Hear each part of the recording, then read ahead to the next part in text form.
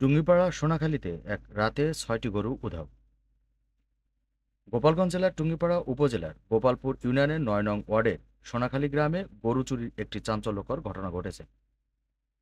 গত শুক্রবার গভীর রাতে অজ্ঞাতনামা চোরের একটি বাড়ির গোয়ালঘর থেকে ৮টি গরুর মধ্যে ৬টি গরু চুরি করে নিয়ে যায়।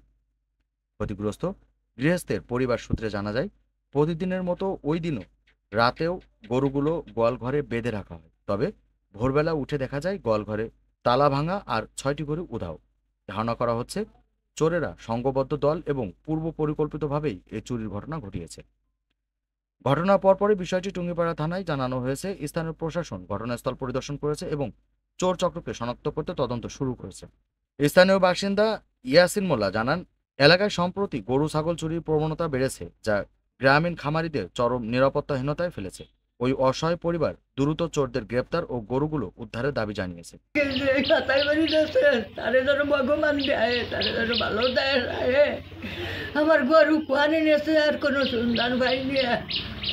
বিশেষ গ্রাম সোনাখালী, পোস্ট জোয়ারিয়া, থানা টুঙ্গিপাড়া, জেলা গোপালগঞ্জ। আমার 8টা গরু ছিল একটা বাসায়, সেখান থেকে 6টা গরু চুরি হয়ে গেছে শুক্রবার রাত্রে।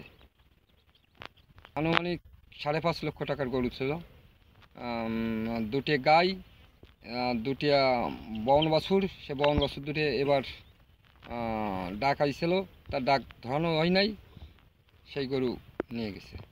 আর 2টে বাছুর না জানো আর না ঘটে।